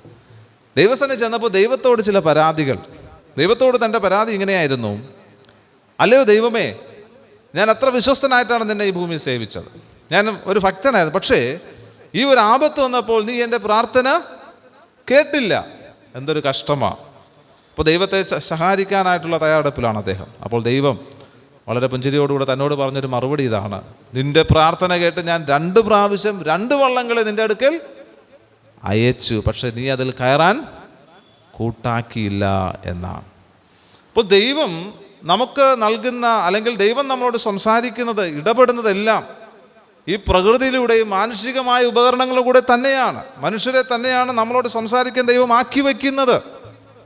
എന്നാൽ നമ്മൾ അവരെ കൂട്ടാക്കാതിരുന്നാൽ, അവരുടെ വാക്കുകൾ അവഗണിച്ചാൽ, കുഞ്ഞുങ്ങളെ സംബന്ധിച്ച് മാതാപിതാക്കൾ ആത്മീയരായ മാതാപിതാക്കളെ ദൈവം അവർക്കായി നൽകിയിരിക്കുന്നു. വിശ്വാസികളെ സംബന്ധിച്ച് സഭകളിൽ ആത്മീയ നേതൃത്വത്തെ ദൈവം നൽകിയിരിക്കുന്നു. ശുശ്രൂഷകന്മാരെ ദൈവം നൽകിയിരിക്കുന്നു. അവരുടെ വാക്കുകൾ ദൈവത്തിൻ്റെ വാക്കുകളായി, ദൈവം എന്നോട് സംസാരിക്കുന്ന ആലോചനകളായി നമ്മൾ സ്വീകരിക്കുന്നുവെങ്കിൽ അനേക അനുഗ്രഹങ്ങൾ നമുക്ക് നഷ്ടമാകുന്നതെന്ന് നമുക്ക് വിടുവിക്കപ്പെടാൻ ഇടയാകും എന്നാണ്. അപ്പോൾ ദൈവം അങ്ങനെ വളരും തോറും ദൈവത്തോട് അടുത്ത് ജീവിച്ച ശമൂവേലിനോട് ദൈവം സംസാരിച്ചു. പക്ഷേ ഏലി അങ്ങനെയല്ല, വൃദ്ധനായിരുന്നു ശരിയാണ്, പക്ഷേ എങ്കിലും തൻ്റെ മക്കളും ഒക്കെ അവർ ദൈവത്തിൽ നിന്ന് അകന്നകന്ന് പോയി, ദൈവത്തിന് അവരോട് സംസാരിക്കാനായിട്ട് സാധിച്ചില്ല എന്നാണ്. അപ്പോൾ ദൈവത്തോട് നമ്മൾ അടുക്കും തോറും ദൈവം നമ്മളോട് സംസാരിക്കാൻ, തൻ്റെ മനസ്സ് നമ്മളോട് തുറക്കാനായിട്ട് ദൈവം ആഗ്രഹിക്കുന്നു എന്നാണ്. ഇനി മറ്റൊരു കാര്യം, ഈ ശമൂവേലിന് ഇങ്ങനെ ദൈവത്തോടടുത്ത് ജീവിക്കുവാൻ, വളരുവാൻ, ദൈവത്തിനും മനുഷ്യർക്കും പ്രസാദമുള്ള വിശുദ്ധ ജീവിതം നയിക്കുവാൻ പ്രചോദനമായ ഒരു ഘടകമുണ്ട്. സാധാരണ ചിന്തിച്ചാൽ എന്തായിരിക്കാം അതിന് പ്രചോദനമായ ഘടകം? ഞാൻ നേരത്തെ പറഞ്ഞു, ഏലിയുടെ കുടുംബത്തെ നോക്കിയാൽ ഒരിക്കലും അത് സാധിക്കുകയില്ല, അല്ലെ? ഏലിയുടെ മക്കളെ നോക്കിയാൽ സാധിക്കുകയില്ല. പിന്നെ ആരാകണം ഈ ശമൂവേലിൻ്റെ പ്രചോദനം, അല്ലെങ്കിൽ ഈ ശമൂവേലിൻ്റെ മോട്ടിവേഷൻ ആരാകണം ഈ ശമൂവേലിൻ്റെ മോട്ടിവേഷൻ? നമ്മൾ മനസ്സിലാക്കുന്നത് മറ്റാരുമല്ല, അത് ഈ ശമൂവേലിൻ്റെ മാതാപിതാക്കൾ തന്നെയാണ് എന്നാണ്. ഈ ശമൂവേലിൻ്റെ കുടുംബം, അവരെക്കുറിച്ച് ചില പ്രത്യേകതകൾ നമ്മളവിടുന്ന് വായിക്കുന്നത്, അവർ അതിൻ്റെ 2-ാം അധ്യായത്തിൻ്റെ അതിൻ്റെ 1-ാം അധ്യായം 3-ാമത്തെ വാക്യവും 7-ാമത്തെ വാക്യത്തിലേക്ക് നമ്മൾ വായിക്കുന്നത്, ഇവരാണ്ടുതോറും എവിടെ പോകുമായിരുന്നു? യെരുശലേമിൽ ദൈവത്തെ ആരാധിക്കുവാൻ പോകുമായിരുന്നു എന്നാണ്. എന്നിട്ട് അതിൻ്റെ 7-ാമത്തെ വാക്യത്തിൽ 3-ാമത്തെ വാക്യത്തിൽ തന്നെ വായിക്കുന്നു, അവർ പതിവായി പോകുമായിരുന്നു. ഇവരുടെ താമസം എവിടെയാണ്? ഇവരുടെ താമസം എഫ്രൈം മലനാട്ടിലാണ് ഇവർ താമസിക്കുന്നത്. വളരെ ഉയർന്ന പ്രദേശത്ത് താമസിക്കുന്നവരാണെങ്കിലും ദൈവത്തെ ആരാധിക്കുവാൻ ദൈവം കൽപ്പിച്ചിട്ടുള്ള സമയത്ത്, ആ സമയം തെറ്റാതെ പതിവ് പോലെ ഇവർ യെരുശലേമിൽ വരിക പതിവായിരുന്നു എന്നാണ്. എത്രയോ പേർ അന്നത്തെ കാലഘട്ടത്തിൽ ഈ പതിവ് ലംഘിക്കുന്നുണ്ടാകാം. ഈ ഹന്നയെ സംബന്ധിച്ച്, ഹന്നയ്ക്ക് ദൈവസന്നിധിയിൽ വരാതിരിക്കാനുള്ള ഒരൊറ്റ കാരണമുണ്ട്. എന്താണ്? അനേക വർഷങ്ങളായി ഞാൻ പ്രാർത്ഥിക്കുന്ന ഒരു മകന് വേണ്ടി, പക്ഷേ ഈ ദൈവം എനിക്ക് തന്നില്ല, ഇനി എന്തിനാണ് ഞാൻ ഈ ദൈവത്തിൻ്റെ സന്നിധിയിൽ പോകണം എന്ന് ഹന്നയ്ക്ക് വേണമെങ്കിൽ ചിന്തിക്കാം. പക്ഷേ ഇവർ രണ്ടുപേരും ഒരുമിച്ച്, അവിടെ വായിക്കുന്നു, അവർ ഒരുമിച്ച് തന്നെ 1 ആണ്ട് പോലും മുടക്കാതെ ഇവർ ദൈവത്തിൻ്റെ സന്നിധിയിൽ ചെല്ലുമായിരുന്നു എന്നാണ്. പതിവായി ദൈവത്തെ ആരാധിക്കാൻ പോകുമായിരുന്നു എന്നാണ്. ഞാൻ പറയട്ടെ, ദൈവത്തെ പതിവായി, ദൈവത്തിന് കൃത്യനിഷ്ഠതയോടുകൂടെ ദൈവത്തെ സേവിക്കുന്ന, ദൈവത്തെ ആരാധിക്കുന്ന, ദൈവത്തെ നമസ്കരിക്കുന്ന കുടുംബത്തിൽ ജനിച്ച മകനാണ് ഈ ശമൂവേൽ. അതുകൊണ്ട് തന്നെ ഇതെല്ലാം കണ്ടും കേട്ടും വളർന്നവനാണ് ആര്? ഈ ശമൂവേൽ. മുലകുടി മാറിയപ്പോൾ തന്നെ ഇവിടെ ആക്കി. എങ്കിലും ജനിക്കുമ്പോൾ തന്നെ കുഞ്ഞുങ്ങൾ അമ്മയുടെ ഉദരത്തിൽ നിന്ന് തന്നെ കുഞ്ഞുങ്ങൾ നമ്മുടെ പ്രവൃത്തികളും സംസാരവും എന്ത് ചെയ്യുന്നു? റെക്കോർഡ് ചെയ്ത് പഠിച്ചുകൊണ്ടേയിരിക്കുന്നു എന്നാണ്. അങ്ങനെയുള്ള ഒരു കുടുംബത്തിലെ മകനെ ദൈവം കൈവിടുമോ?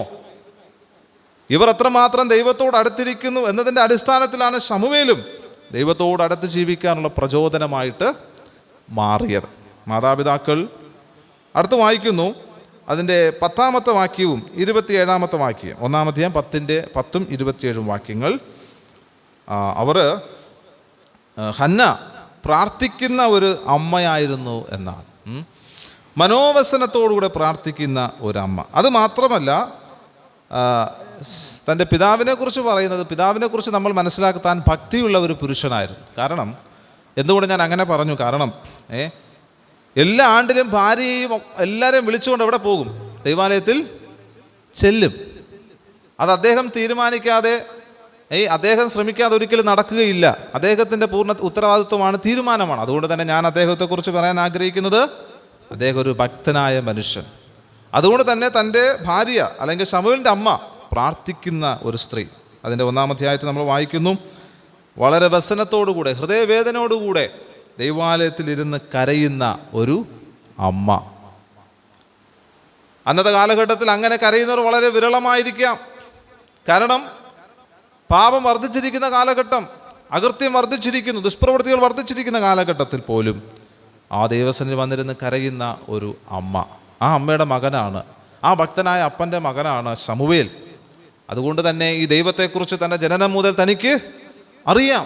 ഈ ദൈവം ആരെന്നും, ഈ ദൈവത്തിൻ്റെ കൽപ്പനകൾ പ്രമാണിക്കേണ്ടതാണെന്നും, ഈ ദൈവത്തിൻ്റെ അടുക്കൽ നമ്മൾ ചെല്ലണമെന്നും, വിശുദ്ധ ജീവിതം നയിക്കണമെന്നുള്ള വലിയ ചിന്ത തനിക്ക് ലഭിച്ചത്, ആ പ്രചോദനം തനിക്ക് ലഭിച്ചത് തൻ്റെ ആ മാതാപിതാക്കളിൽ നിന്ന് തന്നെയാണ് എന്നാണ്. പ്രിയമുള്ളവർ, ഒരു പുതിയ തലമുറയെ ദൈവത്തിന് വേണ്ടി ജീവിക്കുന്ന, ദൈവത്തിനെ ആരാധിക്കുന്ന, ദൈവത്തെ യഥാർത്ഥമായി സേവിക്കുന്ന ഒരു തലമുറ എന്നത് ദൈവം നമ്മളെക്കുറിച്ച് ആഗ്രഹിക്കുന്നതാണ്.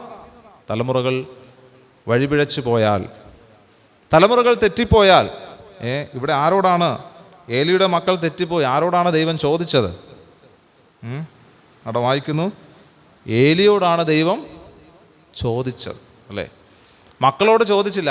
ആദ്യം ഏലിയോട് ദൈവം ചോദിച്ചു എന്നാണ്, നീ നിൻ്റെ മക്കളെ എന്തുകൊണ്ട് മര്യാദ വിലക്കിയില്ല എന്നാണ്. എന്തുകൊണ്ട് കാര്യങ്ങൾ പറഞ്ഞ് മനസ്സിലാക്കിയില്ല? ഒരു കാലഘട്ടം കഴിഞ്ഞപ്പോൾ അവർ നിരസിച്ചു. കാരണം അതിൻ്റെ 25-ൽ പറയുന്നു, ദൈവം അവരെ കൊല്ലുവാൻ നിശ്ചയിച്ചതുകൊണ്ട് അവരതിനെ നിരസിച്ചു എന്നാണ്. അപ്പോൾ ഏലിയോട് തന്നെയാണ് ചോദിച്ചത്. ഈ കാര്യം എൽക്കാനയ്ക്കറിയാം. അവർ ദൈവം ചോദിക്കും എന്നുള്ള വലിയ ബോധ്യം അവർക്കുള്ളത് കൊണ്ട് തന്നെ ഭക്തിയോടുകൂടെ ജീവിച്ചു എന്നാണ്. രണ്ടാമത്തെ കാര്യം, ഇവർ അതിൻ്റെ 11-ഉം 28-ഉം വാക്യങ്ങൾ. 11-ാമത്തെ വാക്യത്തിൽ ഹന്ന ഒരു നേർച്ച നേരുകയാണ്. എന്താണ് നേർച്ച? എനിക്കൊരു പുരുഷ സന്താനത്തെ തന്നാൽ ഞാൻ ജീവപര്യന്തം അവനെ എന്തു ചെയ്യാം? നിൻ്റെ ആലയത്തിൽ സമർപ്പിക്കാം. അതിൻ്റെ 27-ാമത്തെ വാക്യത്തിൽ വരുമ്പോൾ അവിടെ നമ്മൾ കാണുന്നത്, ഈ ബാലനെ അവരെന്ത് ചെയ്തു? കൊണ്ട് ദൈവാലയത്തിൽ സമർപ്പിക്കുകയാണ്. അപ്പോൾ 11-ാമത്തെ വാക്യത്തിൽ ഞാൻ നിനക്ക് ജീവപര്യന്തം നിൻ്റെ ആലയത്തിൽ ഞാൻ എൻ്റെ മകനെ തരാം എന്ന് പറഞ്ഞു. എന്നാൽ ആ പറഞ്ഞതുപോലെ തന്നെ ആ വാക്കിനെ ആര് പാലിക്കുന്നു? ഈ ശമൂവേലിൻ്റെ കുടുംബം പാലിക്കുകയാണ്. എന്ന് വെച്ചാൽ ദൈവത്തോടെടുക്കുന്ന തീരുമാനങ്ങളിൽ വിശ്വസ്തരും സത്യസന്ധതയുമുള്ളവരായിരുന്നു ഈ ശമൂവേലിൻ്റെ കുടുംബം അല്ലെങ്കിൽ മാതാപിതാക്കൾ. ദൈവത്തെ പറ്റിക്കുന്നവരായിരുന്നില്ല ആര്? എൽക്കാനയും ഹന്നയും. ദൈവത്തെ പറ്റിക്കുന്നവരെ ദൈവം എന്ത് ചെയ്യും? പറ്റിക്കും. കാര്യസാധ്യതയ്ക്ക് വേണ്ടി പലതും കയറി നേരും. നമ്മളൊരു വാക്യം വായിക്കുന്നു, നേർന്നിട്ട് ഇരിക്കുന്നതിനേക്കാൾ നേരാതിരിക്കുന്നത് നല്ലത്. മക്കളില്ല, വർഷങ്ങളായി മക്കളില്ല, പക്ഷേ ആറ്റുനോറ്റൊരു ഉണ്ണിയുണ്ടായി. അദ്ദേഹത്തെ പോലും, ആ കുഞ്ഞിനെ പോലും ദൈവാലയത്തിൽ കൊടുക്കാമെന്ന് ഒരുപക്ഷെ ഒരു വൈകാരികമായ ഒരു തീരുമാനമാണോ ഹന്ന എടുത്തത് എന്ന് അറിയാൻ വർഷങ്ങൾ കാത്തിരിക്കേണ്ടി വന്നു. പക്ഷെ അതൊരു വൈകാരികമായ തീരുമാനം ആയിരുന്നില്ല. അത് ഉള്ളിൽ നിന്ന് സത്യസന്ധമായൊരു തീരുമാനമായിരുന്നുവെന്ന് ചില വർഷങ്ങൾ കഴിഞ്ഞപ്പോൾ ഇസ്രായേലിനും ഏലിക്കും ഒക്കെ മനസ്സിലായി. ആ ഹന്ന ദൈവത്തോടെടുത്ത തീരുമാനം അതുപോലെ നിവർത്തിക്കുന്ന സത്യസന്ധതയുള്ള ഒരു കുടുംബം, അല്ലെങ്കിൽ വിശ്വസ്തതയുള്ള ഒരു കുടുംബമായിരുന്നു എന്നാണ്. അതുകൊണ്ട് തന്നെ ഈ സ്വഭാവം ഈ ശമൂവേലിലും ഉണ്ടായിരുന്നതായിട്ട് നമ്മൾ വായിക്കും. അതിൻ്റെ 3-ാം അധ്യായം 20-ാമത്തെ വാക്യം വായിച്ചു. 3-ാം അധ്യായം 20-ാമത്തെ വാക്യം.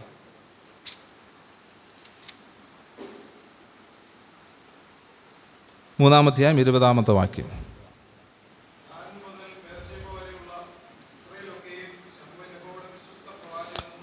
ശമൂവേൽ യഹോവയുടെ വിശ്വസ്ത പ്രവാചകനെന്ന് ഗ്രഹിച്ചു.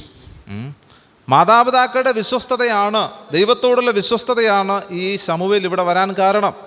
അതുകൊണ്ട് തന്നെ ആ വിശ്വസ്തത കാത്തു സൂക്ഷിക്കുക എന്നത് ശമൂവേലിൻ്റെ വലിയൊരു ബാധ്യസ്ഥനായിരുന്നു താന്. ദൈവത്തിൻ്റെ സന്നിധിയിൽ അവിടെ ദൈവത്തിൻ്റെ സന്നിധി നിൽക്കുകയാണ്, വിശ്വസ്തനായി താൻ നിൽക്കുകയാണ്. അപ്പോൾ ഞാൻ പറഞ്ഞു വന്ന 2 കാര്യങ്ങളാണ്. ഈ ശമൂവേലിന് ദൈവത്തിനും മനുഷ്യർക്കും പ്രീതിയുള്ളവനായി വളരുവാൻ, ദൈവത്തോട് അടുത്ത് ജീവിക്കുവാൻ, തൻ്റെ വിശുദ്ധ ജീവിതം നയിക്കുവാൻ തനിക്ക് പ്രചോദനമായത് തൻ്റെ കുടുംബം, തൻ്റെ മാതാപിതാക്കൾ തന്നെയാണ്. ഞാൻ നേരത്തെ ഓർപ്പിച്ചതുപോലെ എന്തെല്ലാം ഒഴുകഴിവുകളാണ് ഈ ശമൂവേലിന് പറയാൻ സാധിക്കുക. കാലഘട്ടത്തെക്കുറിച്ചും അതുപോലെ തന്നെ സാഹചര്യങ്ങളെക്കുറിച്ചും ആ മ്ലേച്ഛതയെക്കുറിച്ചൊക്കെ ശമൂവേലിന് ഒരുപാട് ഒഴുകഴിവ് പറയാമായിരുന്നുവെങ്കിലും തൻ്റെ കുടുംബത്തിൻ്റെ മാതൃക താൻ പിന്തുടർന്നു എന്നാണ്. അപ്പോൾ ദൈവം നമ്മളെക്കുറിച്ച് ആഗ്രഹിക്കുന്നത്, ഞാൻ ശരിയാണ് എങ്കിൽ എൻ്റെ മക്കളും, ഞാൻ ദൈവിക പാതയിലാണെങ്കിൽ, ഞാൻ ദൈവത്തോടടുത്ത് ദൈവത്തെ സ്നേഹിച്ച് ജീവിക്കുന്നൊരു വ്യക്തിയാണെങ്കിൽ എൻ്റെ മക്കളും ആ പാത പിന്തുടരും എന്നാണ്. മറ്റൊരു കാര്യം, ഈ ശമൂവേൽ ബാലനായിരിക്കുമ്പോൾ തന്നെ ഈ കാര്യങ്ങൾ പഠിച്ചു എന്നതാണ് വളരെ പ്രധാനപ്പെട്ട ഒരു കാര്യം. സദൃശവാക്യത്തിൽ നമ്മൾ വായിക്കുന്നു, ബാലൻ നടക്കേണ്ടുന്ന വഴിയിൽ അവനെ അഭ്യസിപ്പിക്കുക, അവൻ വൃദ്ധനായാലും അത് വിട്ടുമാറുകയില്ല. ആ വാക്യത്തെ ഞാൻ ഇങ്ങനെ പറയാൻ ആഗ്രഹിക്കുകയാണ്, ബാലൻ നടക്കേണ്ടുന്ന വഴിയെ അവൻ അഭ്യസിപ്പിച്ചില്ല എങ്കിൽ അവൻ വൃദ്ധനായാലും ഈ തെറ്റായ വഴി എന്ത് ചെയ്യുകയില്ല, വിട്ട് മാറുകയില്ല. സദൃശവാക്യങ്ങൾ 22-ാം അധ്യായത്തിൽ നിങ്ങൾ വായിക്കുമ്പോൾ അവിടെ ഒരു വാക്യം ഇങ്ങനെ പറയുന്നു, ബാല്യത്തിലെ അവൻ്റെ ഹൃദയത്തിൽ ഭോഷത്വം പറ്റിച്ചേരുന്നു എന്നാണ്. ഒരു മനുഷ്യൻ്റെ ജീവിതത്തിൽ പാപം പ്രവേശിക്കുന്ന, ഭോഷത്വം പറ്റിച്ചേരുന്നത് അവൻ്റെ ബാല്യത്തിലെ പാപങ്ങളാണ്. അതുകൊണ്ടാണ് സദൃശവാക്യത്തിൽ പറയുന്നത്, നീ ബാല്യത്തിലെ അവനെ ശിക്ഷിച്ച് വളർത്തുക, ബാല്യത്തിലെ അവനെ നടക്കേണ്ടുന്ന വഴി പഠിപ്പിക്കുക, യൗവനത്തിലല്ല. ഈ ശമൂവേൽ തൻ്റെ ജീവപര്യന്തം യഹോവയ്ക്ക് വിശ്വസ്തനായി. അതിൻ്റെ 7-ാം അധ്യായം അതിൻ്റെ 15-ാമത്തെ വാക്യം, 7-ാമത്തെ വാക്യത്തിൽ പറയുന്നത്, ശമൂവേൽ ജീവപര്യന്തം ഇസ്രായേലിന് ന്യായപാലനം ചെയ്തു എന്നാണ്. വിശ്വസ്തനായി ന്യായപാലനം ചെയ്തു. കാരണം എന്താണ്? ബാല്യത്തിലെ താൻ എന്ത് പഠിച്ചു? ബാല്യത്തിലെ യഹോവയോട് ചേർന്നിരിക്കാൻ പഠിച്ചു. ബാല്യത്തിലെ പാപത്തെ വിട്ടുപേക്ഷിക്കുവാൻ ഈ ശമൂവേൽ പഠിച്ചു. ശമൂവേലിന് ആ പ്രചോദനം ലഭിച്ചു എന്നാണ്. ഒരുപക്ഷെ ബാല്യകാലം കഴിഞ്ഞ്, അങ്ങനെയാണെങ്കിൽ ഏലിയുടെ മക്കളോ, ബാല്യത്തിൽ ഏലി അവരെ ശിക്ഷിച്ച് വളർത്തിയില്ല, ബാല്യത്തിൽ അവർക്ക് നടക്കേണ്ടുന്ന വഴി താൻ പഠിപ്പിച്ചില്ല. അതുകൊണ്ട് തന്നെയാകണം ഇവർ മുതിർന്നപ്പോൾ അതിക്രമം ചെയ്യുവാൻ, ദുഷ്പ്രവൃത്തി ചെയ്യുവാൻ മുതിർന്നത് എന്ന് നമ്മൾ മനസ്സിലാക്കുന്നു. അതുകൊണ്ട് സദൃശവാക്യങ്ങൾ എത്രയോ സത്യമായിട്ടാണ് പറയുന്നത്, ബാല്യത്തിലെ പാപങ്ങൾ അവൻ്റെ ഹൃദയത്തിൽ പറ്റുന്നു. ദാവീദ് രാജാവ് ഇങ്ങനെ ഒരു കാര്യം പ്രാർത്ഥിക്കുന്നുണ്ട്, കർത്താവേ, എൻ്റെ ബാല്യത്തിലെ പാപങ്ങളെ ഓർക്കരുതേ എന്നാണ്. വൃദ്ധനായ ശേഷവും, വൃദ്ധനായിരിക്കുന്ന അല്ലെങ്കിൽ ഒരു നല്ലൊരു യൗവനമൊക്കെ കഴിഞ്ഞിരിക്കുന്ന ദാവീദ് പ്രാർത്ഥിക്കുകയാണ്, ബാല്യത്തിലെ പാപങ്ങളെ ഓർക്കരുതേ. എത്രമാത്രം കുത്താണ് ദാവീദിന് ഉണ്ടായിക്കൊണ്ടിരിക്കുന്നത്. കാരണം ബാല്യത്തിലെ പാപങ്ങൾ നിസ്സാരമെന്നും അത് വലിയ കുഴപ്പമില്ല എന്ന് പറഞ്ഞ് വിട്ടതിനെ പിന്നത്തേതിൽ അത് കുത്തുകയാണ്. യോബിനെ കുറിച്ച് നമ്മൾ പറയുന്നത്, യോബ് നല്ലൊരു മനുഷ്യനായിരുന്നു. യോബ് തൻ്റെ ശോധന വേളകളിലൊന്നും ദൈവത്തോട് പാപം ചെയ്തില്ല എന്നൊക്കെ നമ്മളവിടെ വായിക്കുന്നു. എന്നാൽ അതിൻ്റെ ഉള്ളിലുള്ള അധ്യായങ്ങൾ നമ്മൾ പോകുമ്പോൾ യോബ് ഇങ്ങനെ ഒരു പശ്ചാത്താപം നടത്തുകയാണ്. അതിങ്ങനെയാണ്, ഒരു പക്ഷേ ഞാൻ ഇന്ന് അനുഭവിക്കുന്ന ഈ കഷ്ടത എൻ്റെ ബാല്യത്തിലെ പാപങ്ങളാകാം. നോക്കൂ, നല്ലൊരു യൗവനം കഴിഞ്ഞ് ഒരു മധ്യവയസ്കനായ യോബ് തനിക്കറിയാം, ഈ അടുത്ത കാലത്തൊക്കെ ഞാൻ വിശുദ്ധനായിട്ടാണ് ജീവിക്കുന്നത്, ഒരു കുഴപ്പവുമില്ല. പക്ഷേ ദൈവത്തിൻ്റെ പരീക്ഷണം തനിക്ക് അനുഭവപ്പെട്ടപ്പോൾ താൻ ഒന്ന് പേടിച്ചു, ഒന്ന് വിരണ്ടുപോയി. അയ്യോ, ഒരുപക്ഷെ എൻ്റെ ബാല്യത്തിലെ പാപങ്ങളായിരിക്കാമോ ഞാനിങ്ങനെ കഷ്ടത അനുഭവിക്കാൻ കാരണം. അപ്പോൾ ഞാനിത് പറഞ്ഞു വന്നത്, ഒരു മനുഷ്യൻ്റെ ബാല്യകാലത്തിൽ അവൻ്റെ ഹൃദയത്തിൽ പറ്റുന്ന ഭോഷത്വം, പാപം, അത് ഒരു നീണ്ട കാലത്തെ ദീർഘകാലം അതിൻ്റെ വില കൊടുക്കേണ്ടതായിട്ട് വരും എന്നാണ്. എന്നാൽ അതിൻ്റെ ഓപ്പോസിറ്റ് ചിന്തിക്കുക. ബാല്യത്തിലെ യഹോവയുടെ സന്നിധിയിൽ വളരുന്ന, ബാല്യത്തിൽ ഭോഷത്വം പറ്റാതെ വിശുദ്ധിയിൽ വളരുന്ന ഒരു പൈതൽ ജീവപര്യന്തം അവൻ വിശ്വസ്തനായി തന്നെ തുടരുന്നു. ശമൂവേൽ ബാലൻ. ഒരുപക്ഷെ അത്തരത്തിലുള്ള ഏതെങ്കിലും പാപങ്ങളോ കുറവുകളോ നമ്മുടെ ഹൃദയത്തിൽ കുത്തുന്നുണ്ടോ എങ്കിൽ നിരാശപ്പെടേണ്ട ആവശ്യമില്ല. ദൈവം സത്യവാനും, ദൈവം നമ്മളോട് കരുണ കാണിക്കുന്നവനുമാണ്. എന്നാൽ ഇനിയുള്ള തലമുറകളെ, ഞാനൊരു ബാല്യക്കാരനാണ് എങ്കിൽ, അത്തരത്തിലുള്ള മക്കൾ എനിക്കുണ്ടെങ്കിൽ, അത്തരത്തിലുള്ളവർ നമ്മുടെ സഭയിലുണ്ടെങ്കിൽ, അവരെ തിരുത്തേണ്ടതിൻ്റെയും ശിക്ഷിക്കേണ്ടതിൻ്റെ സമയം അവരെ പ്രായത്തിലാണ്. സാധാരണ ഇങ്ങനെയാണ് സംഭവിക്കുന്നത്. അവർ ഏറ്റവും കൂടുതൽ സ്വാതന്ത്ര്യം കൊടുക്കുന്നത് ഈ ബാല്യപ്രായത്തിലാണ്, അല്ലേ? മക്കളെ ഏറ്റവും കൂടുതൽ സ്വാതന്ത്ര്യം കൊടുക്കുന്നത് പ്രായത്തിലാണ്. നമ്മൾ പറയാറുണ്ട്, അവർ കൊച്ചു പിള്ളേരല്ലേ, ബാല്യക്കാരല്ല, അവർ വളരുമ്പോൾ എന്ത് ചെയ്യും? ശരിയായി കൊള്ളും എന്നാണ്. എന്നാൽ സദൃശവാക്യങ്ങൾ 22-ാം അധ്യായത്തിൽ തന്നെ പറയുന്നു, അവനെ വടികൊണ്ട് അടിക്കുക, അവനെ ശാസിക്കുക. കാരണം വടികൊണ്ട് അടിക്കേണ്ട പ്രായം അതാണ്. വടി അവൻ്റെ ഹൃദയത്തിൽ നിന്ന് ഭോഷത്വത്തെ മാറ്റിക്കളയും. ഞാൻ പറഞ്ഞു വരുന്നത്, നമുക്ക് അത്തരത്തിലുള്ള സന്ദർഭങ്ങൾ ഉണ്ടാകട്ടെ, അങ്ങനെ ഒരു തലമുറകളെ നമുക്ക് വാർത്തെടുക്കാനിടയാകട്ടെ. ശമൂവേൽ ബാലൻ, ആ വാക്ക് വളരെ പ്രധാനപ്പെട്ടതാണ്. ബാലനായിരിക്കുമ്പോൾ തന്നെ യഹോവയ്ക്കും മനുഷ്യർക്കും പ്രീതിയുള്ളവനായി വളർന്നത് കൊണ്ട് തൻ്റെ ജീവിതം വിജയകരമായി തീർന്നു. ആ വിജയത്തിൻ്റെ ഒരു സന്ദർഭം കൂടെ ഞാൻ പറഞ്ഞ് അവസാനിപ്പിക്കാം എന്ന് ആഗ്രഹിക്കുകയാണ്. അതിൻ്റെ 14-ാമത്തെ വാക്യം, അതിൻ്റെ 13-ാമത്തെ വാക്യം, 7-ാം അധ്യായം 13-ാമത്തെ വാക്യം. 1 ശമൂവേൽ 7:13.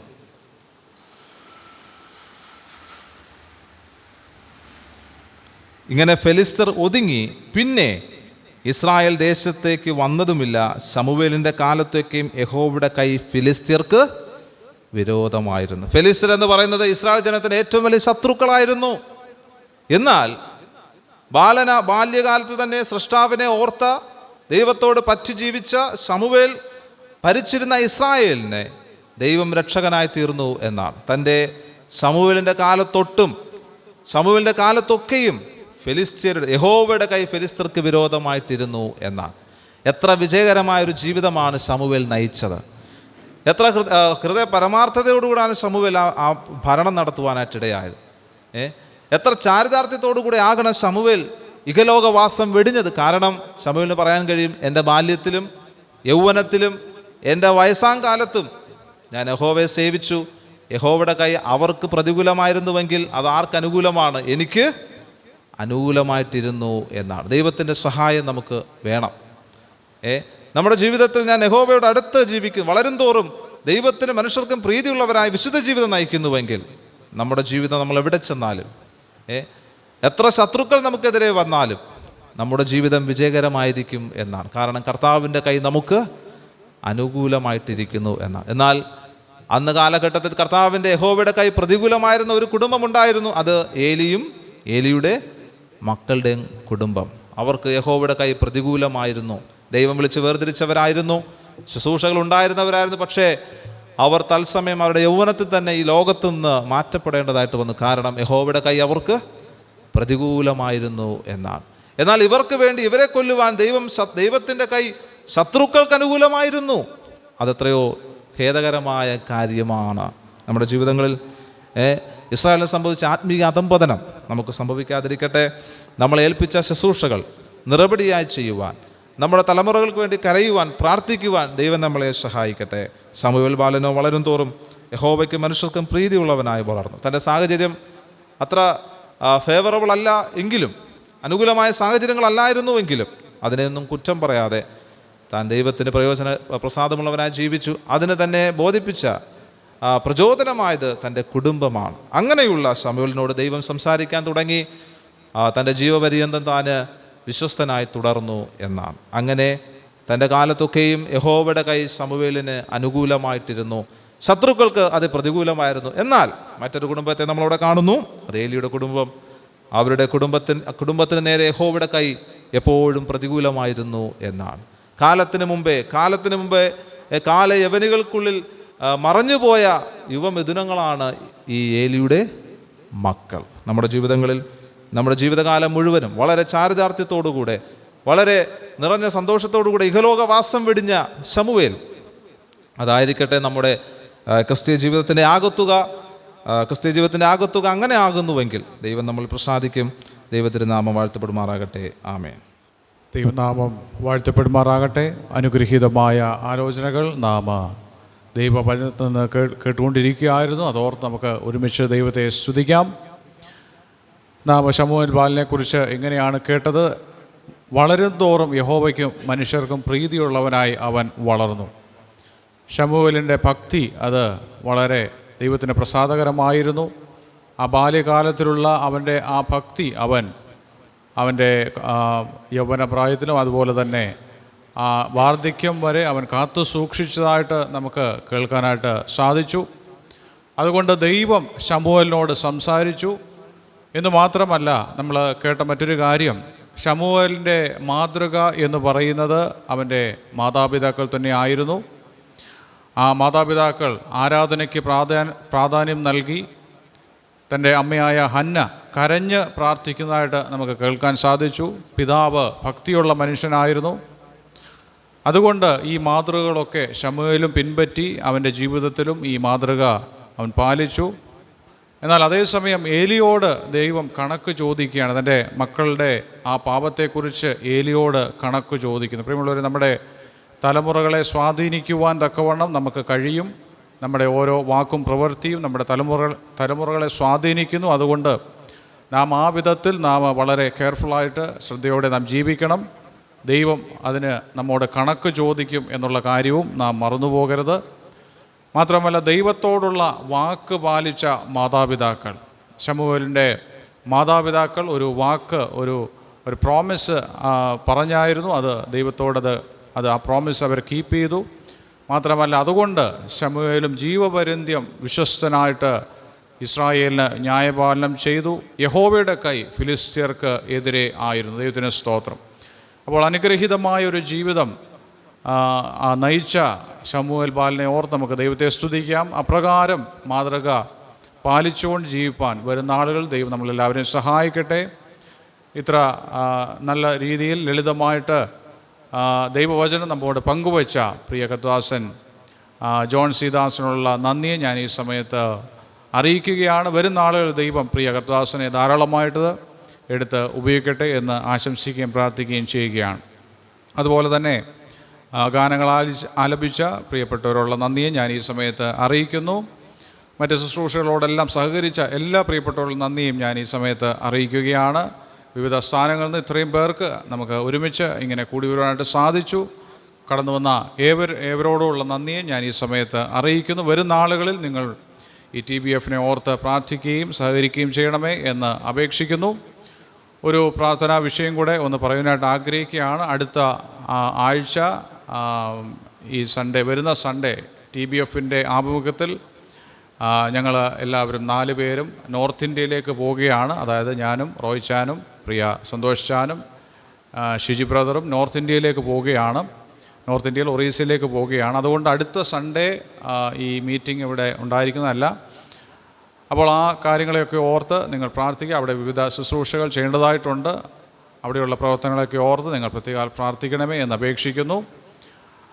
ഇപ്പോൾ പ്രാർത്ഥിച്ച് നമുക്ക് ഈ മീറ്റിംഗ് അവസാനിപ്പിക്കാനായിട്ട് ആഗ്രഹിക്കുന്നു. പ്രിയ ജെയിംസ് വർഗീസ് അങ്കിൾ കടന്നു വന്ന് പ്രാർത്ഥിച്ച് ആശീർവാദം പറഞ്ഞ് ഈ മീറ്റിംഗ് ഇപ്പോൾ അവസാനിപ്പിക്കും. അതിനായിട്ട് പ്രിയ അങ്കിളിനെ ഞാൻ ക്ഷണിക്കുകയാണ്.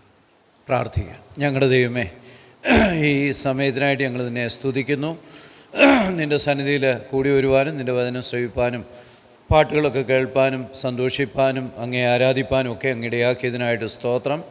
കർത്താവേ, ശമൂവേൽ ബാലൻ്റെ ജീവിതത്തെ ഓർത്ത് ഞങ്ങൾ നിന്നെ സ്തുതിക്കുന്നു.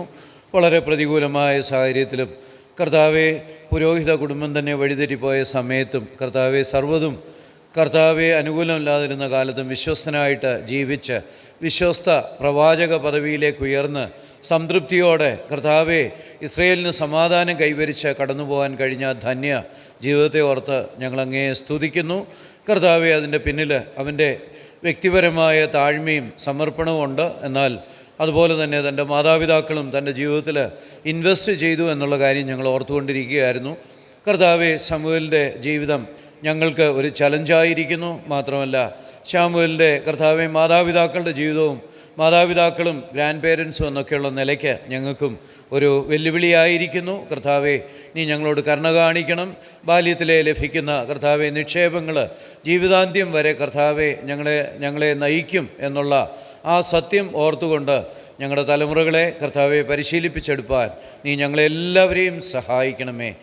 ദാനിയേൽ കർത്താവെ, ആ ശമൂവേലിനെ പോലെ ഒരു ധന്യമായ ജീവിതം നയിച്ച് ഈ ഭൂമിയിൽ നിന്ന് സംതൃപ്തിയോടെ കടന്നു പോകത്തക്ക വിധത്തിൽ ഞങ്ങളുടെ ജീവിതത്തെയും ഞങ്ങളുടെ പ്രാർത്ഥനയും ശുശ്രൂഷയും ഒക്കെ ക്രമീകരിപ്പാൻ ഞങ്ങൾ ഓരോരുത്തരെയും സഹായിക്കണമേ. എൻ്റെ ദാസനും വചനം കൊടുത്തതിനായിട്ട് സ്തോത്രം. എൻ്റെ ദാസനെയും ബലപ്പെടുത്തണം, സഹായിക്കണമേ. TBF-നെ ഓർത്തും പ്രാർത്ഥിക്കുന്നു. നിൻ്റെ കൃപ കൊടുക്കണം. ഈ മിനിസ്ട്രി കർത്താവെ ഉത്തരോത്തരം കർത്താവെ അഭിവൃദ്ധി പ്രാപിപ്പാനും അനേകർ അത് മുഖാന്തരം അനുഗ്രഹിക്കപ്പെടുവാനും ഇടയാകണം. പ്രിയപ്പെട്ടവർ വടക്കേ ഇന്ത്യയിലേക്ക് പോകുമ്പോഴും നിൻ്റെ കൃപ അവരോടുകൂടെ ഇരിക്കണം. ചെയ്യുന്ന ശുശ്രൂഷകളെയൊക്കെ അനുഗ്രഹിക്കണമേ. ഈ നല്ല സമയത്തിനായിട്ട് സ്തോത്രം. കടന്നു വന്ന ഓരോരുത്തരെയും തിരുക്കരങ്ങളിൽ ഫലമേൽപ്പിക്കുന്ന ഓരോരുത്തരെയും ബലപ്പെടുത്തുകയും ശക്തിപ്പെടുത്തുകയും ചെയ്യണമേ. സകല സ്തുതി സ്തോത്രങ്ങളും മഹത്വം അങ്ങേക്ക് അർപ്പിക്കുന്നു, യേശുക്രിസ്തുവിൻ്റെ മഹോന്നത നാമത്തിൽ തന്നെ. നമ്മുടെ കർത്താവായ യേശുക്രിസ്തുവിൻ്റെ സ്നേഹവും പിതാവിൻ്റെ കരുതലും പരിശുദ്ധാത്മാവിൻ്റെ കൂട്ടായ്മയും സംസർഗവും നാം എല്ലാവരോടും കൂടെയും ലോകമെമ്പാടുമുള്ള ദൈവജനത്തോടും കൂടെയും ഇന്നും എന്നേക്കും ഉണ്ടായിരിക്കുമാറാകട്ടെ.